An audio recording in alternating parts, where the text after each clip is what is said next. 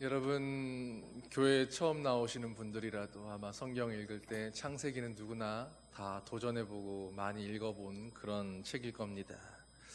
그중에 오늘 우리가 읽은 본문인 이 21절이 속해 있는 창세기 3장, 여러분 혹시 읽어보셨다면 어떤 느낌으로, 어떤 마음으로 읽으셨는지 모르겠습니다. 사실 창세기 3장은 참 마음 아프고 슬픈 그런 이야기입니다. 하나님 앞에서 범죄한 인간이, 아담과 하와가 이제 삶의 방향도 목적도 상실해버린 채로 그렇게 등장합니다.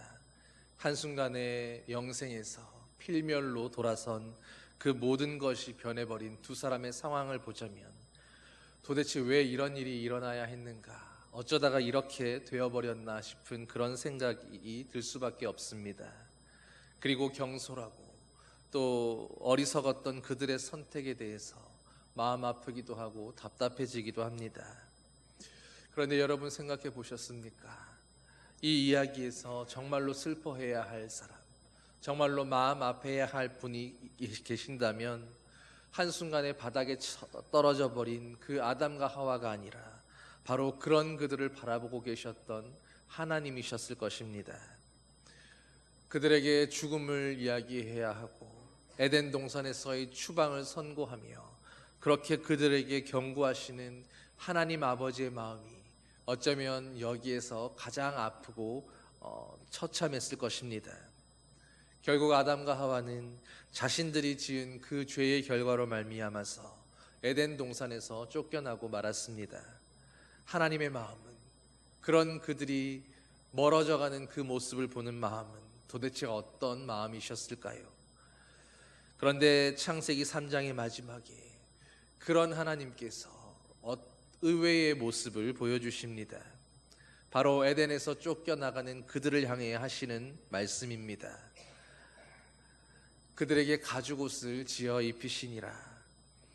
여러분, 죄를 짓고 그리고 하나님의 말씀처럼 이제 죽음밖에 남지 않아서 쫓겨가는 그들에게 하나님은 도대체 왜 옷을 지어 입혀주고 계시는 것일까요?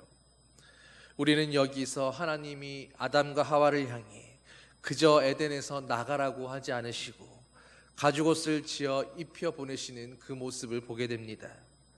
죄를 지었고 또 마땅히 쫓겨나야 하고 처벌받아야 하는 것이 너무도 당연함에도 불구하고 하나님은 친히 그런 그들을 위해서 옷을 지어 입혀주시고 그리고는 살려보내고 계시는 것입니다. 사랑하는 성도 여러분, 오늘 우리가 읽은 이 짧은 한 구절 속에서 하나님의 마음이 어떠한 것인가를 조금 더 더듬어 알아가 보려고 합니다. 먼저는 왜 굳이 옷이었을까요? 지금 아담과 하와는 분명히 선악과를 범한 그 죄로 말미암아서 죽어야 할 운명이었습니다. 그들은 이미 대충 옷을 지어 입고 있었습니다. 나뭇잎으로 만든 옷이었습니다. 죄는 아담과 하와 두 사람을 부끄럽게 만들었고 그들은 당장 눈에 보이는 대로 잎사귀를 엮어 옷을 만들었습니다. 그러나 사실 그들이 그 나무 잎사귀 옷으로 가린 것은 그들의 벌거벗고 있었던 몸이 아니라 바로 죄로 인해서 하나님 앞에 범죄했다는 그 사실에 대한 그 부끄러움을 가리고 싶었던 것 아니었을까요? 어쩌면 지금 자신들조차도 내가 지금 벌거벗고 있기 때문에 부끄러운 거라고 그렇게 느끼고 생각했을지 모르지만 실상은 바로 죄가 그들을 정말로 부끄럽게 하는 진짜 원인이었습니다. 그런데 그런 부끄러움을, 그런 수치심을 고작 나뭇잎 몇 개로 가릴 수가 있었겠습니까? 당연히 그럴 수가 없었을 겁니다. 그들의 마음 안에 일어난 그 죄에 대한 부끄러움과 수치심은 고작 잎사귀 몇 개로는 가릴 수 있는 것이 아니었습니다. 또 그 잎사귀도 금세 마르고 찢어지고 바스라져 망가져 버리고 말았을 겁니다. 그런데 그런 비참한 모습으로 이제 에덴을 떠나가려고 하는 그 아담과 하와의 모습을 보니 하나님의 마음은 또 찢어지기 시작하는 것입니다. 하나님은 그들을 징계하고 또 마땅히 그들에게 벌을 내리기 위해서 이제 에덴에서 쫓아내시면서도 그렇게 부끄러워하며 비척비척 걸어가고 있는 그들의 모습을 보며 친히 그들의 부끄러움을 가려주려고 하신 것입니다. 방금 전까지만 해도 그들의 죄를 드러내셨고 징계하셔서 에덴에서 쫓아내시던 하나님께서 이제 정작 죄가 드러나고 그래서 고통스러워하는 그 자녀들의 모습을 보시고는 차마 그대로 보내실 수가 없으셨던 겁니다. 여러분, 이것이 바로 징계하면서도 그러면서도 마음 아파서 차마 그냥 보낼 수 없는 사랑하는 아버지의 마음이며, 그래서 오늘 우리는 하나님을 아버지, 아버지라고 그렇게 부르며 고백하는 것입니다. 누구나 다 그런 시절이 있었겠지만 저도 어렸을 때 어머니에게 심하게 회초리를 맞은 적이 있었습니다. 언제나 두렵고 떨리는 그 순간이었는데 하루는 그렇게 회초리에 심하게 두들겨 맞고 한참 울다가 지쳐서 잠이 들었는데 문득 중간에 잠이 깬 때가 있었습니다. 그런데 그때 어머니는 잠든 제 종아리를 약을 발라주면서 조용히 울고 계셨습니다. 분위기에도 어린 마음에도 그냥 깬 척하면 안 될 것 같아서 그렇게 잠든 척하고 있었는데, 그때서야 어머니가 내가 아파하고 또 회초리를 맞은 다음에는 항상 그렇게 울며 약을 발라주셨다라는 것을 알게 되었습니다. 아이가 잘못한 것을 어머니에게 들켜서 어머니가 아이를 세워놓고 종아리가 빨갛게 부어오르도록 그렇게 회초리를 때립니다. 그러면 울다 지쳐 잠든 아이가 그렇게 잠자고 있는 시간에 바로 그때 어머니는 비로소 그때부터 울기 시작하는 겁니다. 그렇게 울면서 자는 아이의 상한 다리에 친히 약을 발라주며 그렇게 울음을 삼키는 것입니다. 어쩌면 하나님 아버지의 마음이 바로 그런 마음 아니었을까요? 우리는 하나님을 아버지라고 부르면서도 항상 하나님의 마음을 기쁘고 행복하게 해드리기보다는 아버지의 마음을 아프시게 해드리는 불효자들입니다. 어쩌면 우리가 살아가는 내내 피할 수가 없는 그런 운명일지도 모릅니다. 어떤 목사님께서 천국에 가면 큰 상급들이 있는데 해의 영광이 있고 달의 영광이 있으며 별들의 영광이 있다고 그렇게 이야기하셨습니다. 그러면서 그 목사님이 그렇게 수많은 영광들이 있는데 그 구원의 반열들 가운데, 그 수많은 영광들 가운데 과연 우리는 몇 번째 영광의 자리 가운데 있게 될 것인가, 그런 말씀을 하신 적이 있습니다. 당연히 구원 얻는 것으로 만족하지 말고 하나님의 더 큰 영광을 사모하며 천국을 침노하는 자가 되어서 더 믿음으로 온전히 살라고 하는 그런 도전과 권면의 말씀을 위하여 하신 이야기였지만, 그러나 저는 그 말씀을 들으면서 그런 구원의 반열에 나는 끝자락이라도 좋으니 하나님과 예수님이 계신 그곳에 들어가기만 하면 좋겠다고, 천국에 들어갈 수만 있으면 좋겠다고 그렇게 고백하곤 했습니다. 어떤 사람들은 고작 그런 믿음의 야성을 가지고 무엇하겠느냐고, 너무 믿음이 소박한 것 아니냐고 타박하기도 했지만, 그러나 어쨌든 바로 그것이 저의 솔직한 신앙 고백이요 믿음의 고백이었습니다. 제 자신의 지난 날들을 돌아볼 때 그때마다 도무지 하나님 앞에 서면 부끄러워서 차마 고개조차 들 수가 없기 때문입니다. 지금 오늘 이 자리 가운데에 여기에 제가 있을 수 있다는 것 자체도 이미 놀라운 하나님의 기적이고 너무나도 감당하기 어려운 은총이기에 하나님의 크신 은혜를 감당할 수 없는 과분함을 끌어안고 오늘도 언제든지 주님이 그만하면 되었다고, 너는 여기까지만 하면 되겠다고 그렇게 말씀하시면, 네가 이 자리를 감당하기에는 부족한 것 같다고 그렇게 여기신다면 언제든 내려놓을 준비를 하면서 마지막이라는 생각으로 말씀을 전하곤 합니다. 그런데 하나님은 그런 인생들을 향해서 부족하다고, 너는 충분하지 못하다고 그렇게 타박하고 책망하시는 것이 아니라 오히려 그런 인생들을 하나하나 싸매어 주시고 보듬어 주시고 차마 떠나가는 그 발걸음이 상할까 뒷모습이 아스라이 사라져갈 때까지도 도무지 눈을 떼지 못하시는 것입니다. 하나님은 우리의 죄에 대해 징계하시면서도 우리의 죄를 회개하기를 원하시면서도 동시에 그 죄를 덮어주시고 우리의 상하고 찢긴 마음을 돌보아 주십니다. 사실 지금 이 순간 가장 마음 아프고 가장 상처 입은 분은 바로 하나님 자신이심에도 불구하고 하나님은 하나님의 마음에 상처와 아픔을 안겨드린 우리들을 오히려 싸매주시고 걱정하시고 덮어주시는 것입니다. 이사야 30장 26절에 여호와께서 자기 백성의 상처를 싸매시며 그들의 맞은 자리를 고치시는 날에는 달빛은 햇빛 같겠고 햇빛은 7배가 되어 7날의 빛과 같으리라 말씀합니다. 오늘 하나님은 상처 입어 쫓겨가는 아담과 하와의 뒷모습을 보시다가 얘들아 잠깐만 기다려보라고 하시고는 그들에게 바로 가죽옷을 지어 입혀주신 것입니다.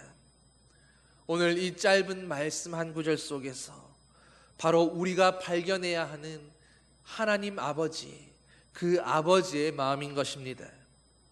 도대체 우리를 어떻게까지 사랑하고 계시는지, 어떻게 그 마음 안에 담아놓고 계셨는지, 여러분 그 어떤 순간에라도 하나님 아버지의 이 사랑의 마음을 꼭 기억하며 살아가는 그런 주님의 자녀들 되시기를 소망합니다. 애초에 하나님 앞에 범죄했을 때에 하나님의 말씀을 어기고 선악과를 범했던 그 순간에 이미 아담과 하와는 그때 그 자리에서 죽었어야 했던 사람들입니다. 하나님이 반드시 죽으리라고 말씀하셨기 때문입니다. 여러분, 하나님의 말씀이 어떤 말씀입니까? 시건치 않으시고 반드시 그 말씀대로 이루어져야만 하는, 이루어지는 것이 당연한 그런 하나님의 말씀이지 않습니까? 아담과 하와는 이제 영생의 존재에서 반드시 죽어야만 하는 필멸의 존재가 되었습니다. 그런데 하나님은 그들을 당장 그 죄의 자리 가운데서 끊어지게 하지 않으시고 그들에게 자녀를 낳고 후손을 이어가도록 허락해 주셨습니다. 처음 하나님이 사람을 창조하실 때 그들에게 어떤 명령을 하셨습니까? 그들에게 한없이 보시기에 좋았더라고 기뻐하시며 사람들에게 자녀를 낳고 번성하라고 축복해 주셨습니다. 그런데 아담과 하와는 하나님 앞에 그렇게 자녀를 낳고 번성하기도 전에 이미 죄를 지었고 그대로 사라져버려야 할 그런 운명이 되었습니다. 여러분, 그런데 하나님은 하나님의 그 역사를 폐기 처분하지 않으셨습니다. 네가 어떻게 내 소망과 꿈을 이렇게 짓밟을 수 있느냐고 그렇게 책망하지 않으셨습니다. 오히려 망가져버린 그 그림 안에서 그들에게 새로운 소망을 주고자 하셨습니다. 아담과 하와에게 이제 비록 범죄하여 에덴에서 쫓겨났지만 그러나 그들에게 수완을 허락해 주심으로 이제 아담과 하와는 자녀를 낳으며 후손을 생산하며 그들에게 하나님의 이야기를 들려주지 않았겠습니까? 그리고 놀라운 것은 하나님은 바로 그런 그들의 자손들을 통해서 죄의 씨앗을 품고 태어난 그 소망 없는 인생들 가운데에서 그 후손들 안에 멸망할 수밖에 없는 인류를 새롭게 할 수 있는, 그 필멸의 문제를 해결할 수 있는 새로운 대안을 준비하고 계셨습니다. 바로 이런 의미인 것입니다. 너무도 안타깝지만 너희는 이제 반드시 죽어야만 하는 존재가 되었다. 그러나 너희가 이대로 죽고 멸망하도록 내버려 두는 것은 내 뜻이라 할 수 없다. 나는 이제 너희가 후손을 낳고 그리고 그 후손들 속에서 새로운 희망을 만들어내게 할 거다. 영원히 죽어야 될 너희들을 반드시 다시 살려낼 소망을 나는 꿈꾸고 또다시 만들어 갈 것이다.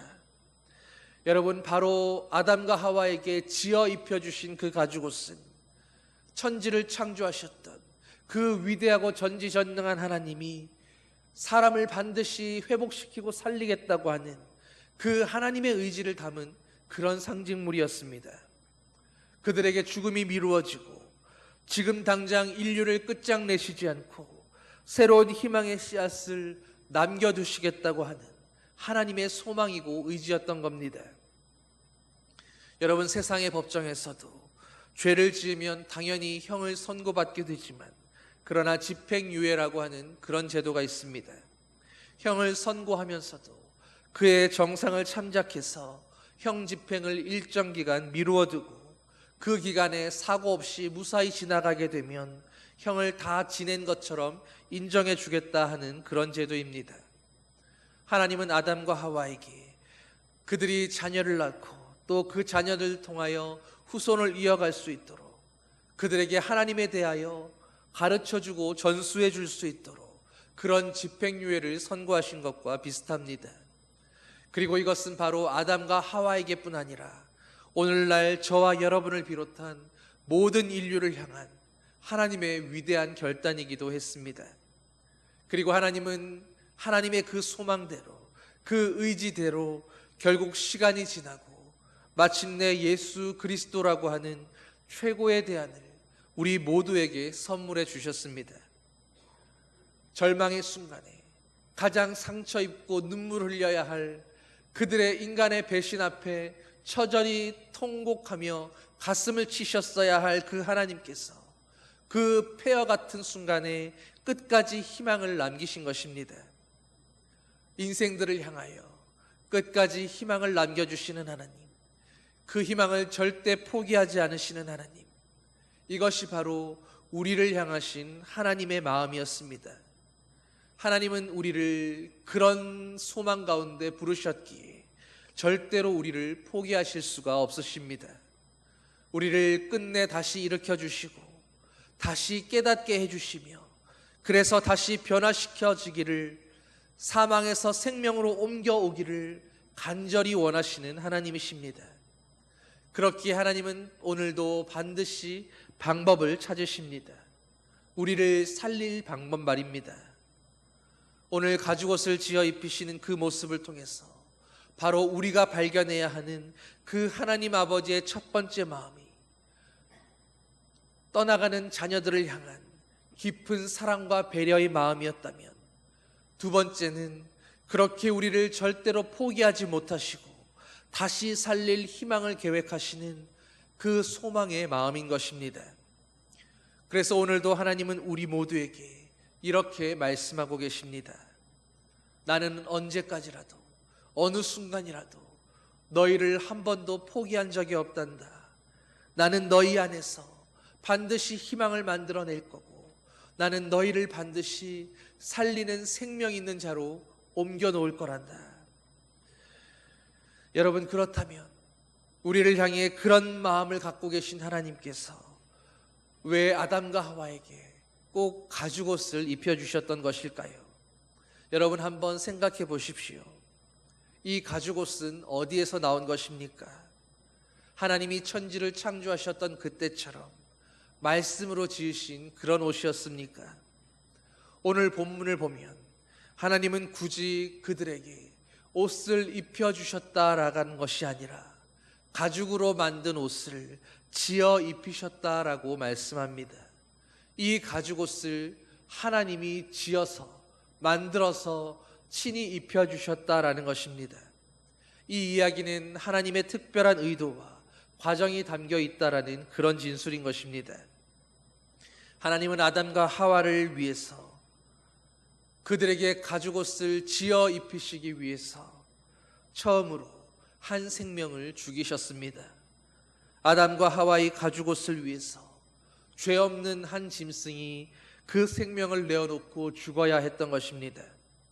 본래 죽었어야 할 생명은 아담과 하와였는데 오히려 다른 짐승이 죽음으로 그 가죽을 그들에게 입히심으로 그들을 대신 살려내신 것입니다.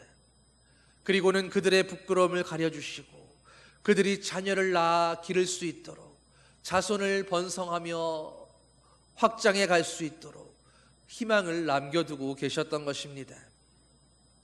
많은 성경학자들은 바로 가죽옷을 지어 입히시는 이 장면이야말로 제사의 원형이고 시작이었다라고 정의합니다. 동물이 사람의 죄를 대신하여 인생들의 죄를 전가하여 그 죄를 끌어안고 대신 죽는 구약 제사의 원형이 되는 사건이었다라는 의미입니다. 그리고 동물이 사람을 대신해서 죽는 이야기는 성경에 너무도 자주 등장합니다. 역대하 35장 11절을 보면 유월절 양을 잡아서 제사장들이 그들의 손에서 피를 받아 뿌리고 또 레위 사람들은 잡은 짐승의 가죽을 벗겼다라고 말씀합니다. 여러분, 제사 가운데 이 대속의 과정이야말로 어쩌면 바로 이스라엘 민족의 시작점이다라고 말할 수도 있습니다. 왜냐하면 이스라엘 민족들은 그들의 시작이 바로 애굽에서 탈출하던 그날에 피로 문설주를 바르던 그 장면에서부터 시작되기 때문입니다. 그날 그 밤에 어떤 일이 있었습니까? 이스라엘은 죽음의 사자가 지나갈 때마다 양을 대신 죽여 그 피를 집 문설주에 발라 목숨을 건졌습니다.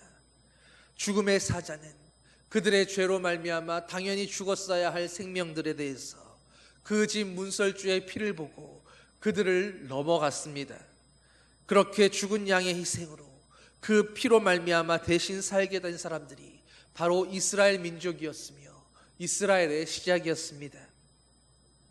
그리고 나중에 하나님은 이스라엘 백성들이 죄를 해결할 수 있는 유일한 방법으로, 하나님과 다시 화해할 수 있는 방법으로 바로 죄를 회개하고 짐승을 사람 대신 죽임으로 용서받을 수 있게 하셨습니다. 그것이 바로 이스라엘 백성들에게 허락해 주신 구약 제사의 시작입니다. 이렇게 구약의 희생 제사 가운데 담겨져 있는 상징, 동물이 희생함으로 사람이 죽지 않고 죄가 용서받게 되는 것, 이것이 바로 대속이라고 하는데, 그 대속의 상징이 바로 오늘 본문 속에 있는 이 가죽옷 하나였던 것입니다. 그렇기에 하나님은 잘 짜여진 베옷이나 혹은 좋은 옷감으로 만든 그런 옷이 아니라, 또 무화과 잎사귀 같은 자연에서 얻은 줄기로 만든 옷이 아니라 바로 가죽옷을 지어 입히셔야 했던 겁니다. 우리는 이 이야기의 진정한 완성이 바로 예수 그리스도로 통해 이루어진다라는 것을 알고 있습니다. 예수님은 아담과 하와처럼 오늘도 죄를 짓고 그 죄의 부끄러움 속에서 두려워하고 있던 우리들을 위해서 우리의 죄를 대속하는 어린 양처럼 십자가에서 죽으시고 그 피를 흘려주셔서 우리의 허물을 덮으시고 우리를 사망에서 건져내 주셨습니다. 베드로전서 3장 18절, 그리스도께서도 단번에 죄를 위하여 죽으사 의인으로서 불의한 자를 대신하셨으니 이는 우리를 하나님 앞으로 인도하려 하심이라. 하나님은 지금 아담과 하와를 위해서 한 짐승을 죽여 그 가죽으로 옷을 지어 입히심으로 바로 이 예수 그리스도를 예고하신 것이었습니다.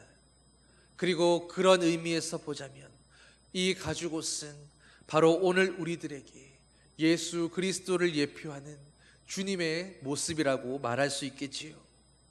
여러분, 하나님은 죄를 짓고 타락해서 에덴에서 쫓겨나는 그 순간에 죄 가운데 있는 인생들에게 예수 그리스도라는 그 옷을 지어 입혀주신 것입니다. 한 거지 소년이 성에서 열리는 잔치 자리에 가고 싶었습니다. 그러나 그는 자격도 없었고 초대되지도 못했고 입장에 필요한 예복도 없었습니다. 오히려 소년은 남루한 옷을 입고 성 밖에서 평생 고된 노동을 해야 했습니다. 그렇게 소년이 성문 밖에서 서성이고 있는데 그때 성 안에서 깨끗한 새 옷을 입은 다른 소년이 나타납니다. 그리고는 자신의 옷을 벗어서 그 거지 소년에게 입혀주고 소년이 입고 있던 누더기 옷을 대신 받아 입었습니다. 그리고 성의 주인에게 이렇게 말하는 것입니다. 아버지, 제가 이 아이 대신에 고된 일을 감당하겠습니다. 제가 이 아이의 운명을 대신 지겠습니다. 제 옷을 이 아이에게 주었으니 이제 이 아이가 성에 들어가게 허락해 주십시오. 거지 소년은 주인 아들의 희생으로 그 주인 아들의 옷을 입고 잔치에 참여하게 된 것입니다. 여러분, 우리가 예수 그리스도의 피로 옷 입었다라는 말씀은 바로 이런 의미입니다. 우리가 입은 옷이 무엇인가를 돌아보십시오.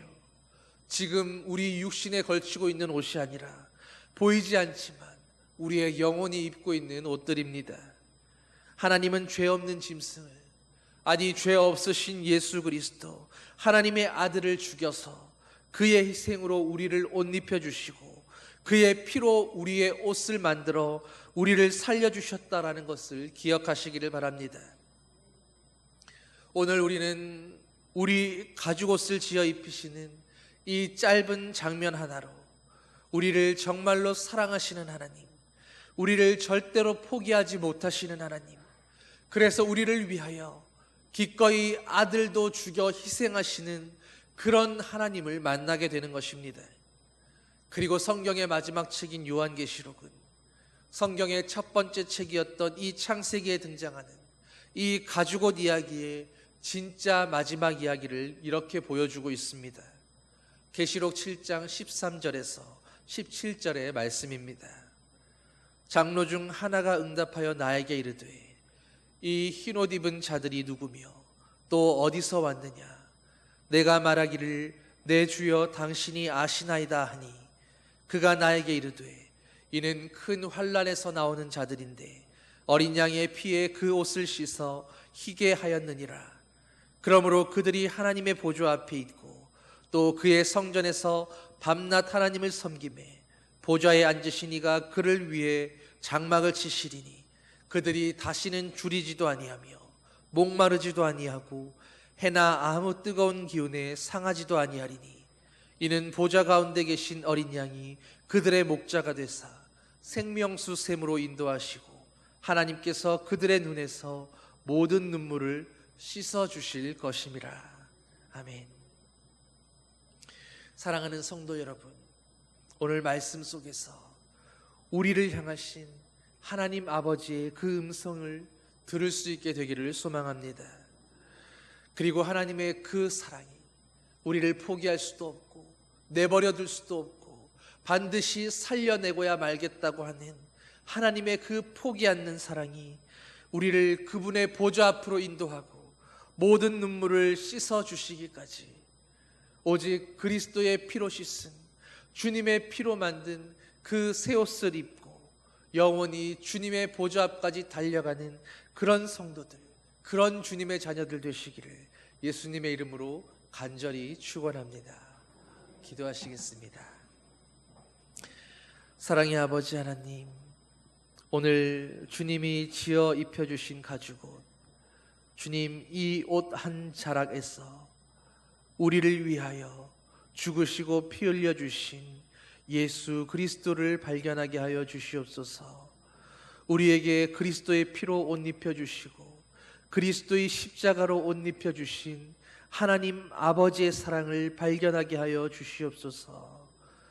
이 사랑이 어떤 사랑인지, 독생자 예수 그리스도의 희생이 어떤 희생인지를 우리로 온전히 깨달아 알므로 주님 앞에 우리가 죄 짓는 자가 아니라 불순종하는 자가 아니라 하나님 앞에 또 다른 상처와 아픔으로 대못을 박는 자들이 아니라 하나님 앞에 온전히 순종하며 온전히 사랑하며 온전히 거룩한 생명의 길로 걸어가는 아버지의 택한 자들 되게 하여 주시옵소서. 감사드리며 예수님 이름으로 기도드립니다. 아멘.